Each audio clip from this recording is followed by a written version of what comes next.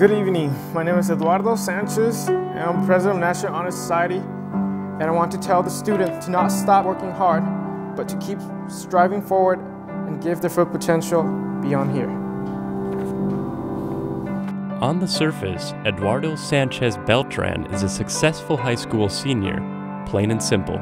He's one of our highest achievers here at Roosevelt. He's busy with the school newspaper, drama club, volunteering, and friends. He is very outgoing and very caring. He has a very close group of friends whom he does a lot with. But talk with him a minute, and you get the feeling he's seen way more of life than a kid his age ever should.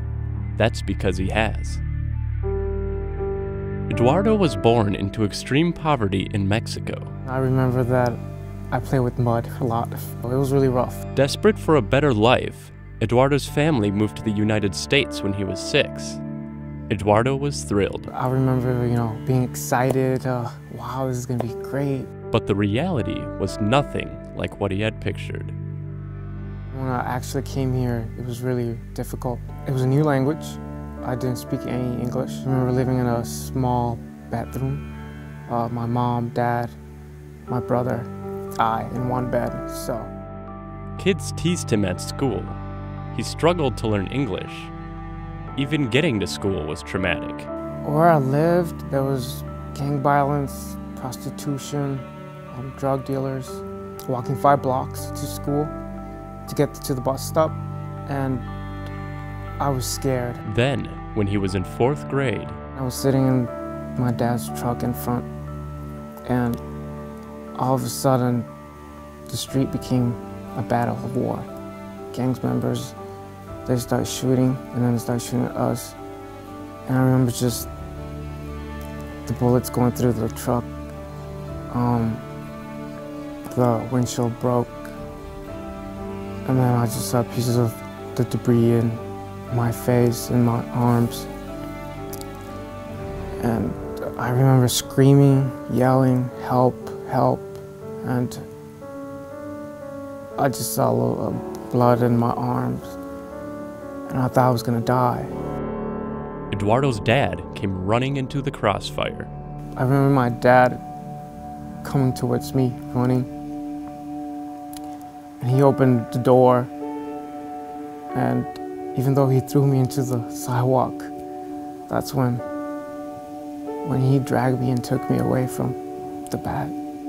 Eduardo escaped with minor injuries, but the young boy was deeply traumatized. Then, I was coming from school. I was 2 blocks away from my house, and all of a sudden, this group of gang members approached me and put a gun in my stomach and a knife in my neck, and I thought, I'm gonna die again. This is over for me. Somehow, his survival instincts kicked in. Something in my mind just kept, you're gonna go through this. I don't know, all of a sudden, I just ran away from them. I just ran as fast as I could. Eduardo got away, but he had reached a breaking point, and he knew it. That moment, I decided to take counseling and speak to someone for help. Eduardo reached out, got counseling for his post-traumatic stress disorder, and slowly began the process of recovery.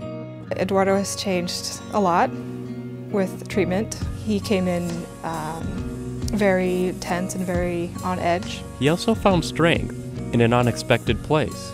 I love theater a lot. When I went to theater class and the door just shut down, I felt like safe. When there was no violence, no war, nothing to be afraid of. As Eduardo continues to heal, the pain of his past only strengthens his determination to make a difference in the future. Eduardo is a big dreamer. He has a lot of goals set for himself. I think all that is based in wanting to help other people. He has faced a lot of challenges, and he knows what it's like to kind of be on the losing team, so to speak. Well, I want to become a journalist because I want to be the voice of the people. There's a lot of people out there that suffer from domestic violence, any kind of violence in the neighborhood, stuff like that, and they're scared to share their stories. He has plans of going to Chicago for for school, and he has done his research. He has planned his 4 years out very well. Eduardo's advice for someone growing up in a violent neighborhood? I'll say, don't give up. The violence, the gang members, all that stuff around you might make you back up, but if you don't pursue your goals, then nobody's gonna do it for you, and the only way to get through that barrier is to face it and be stronger than them. With that attitude, Eduardo is ready to go out and make the world a better place. And I know you're going to do great things. I completely expect to see Eduardo's name in print someday.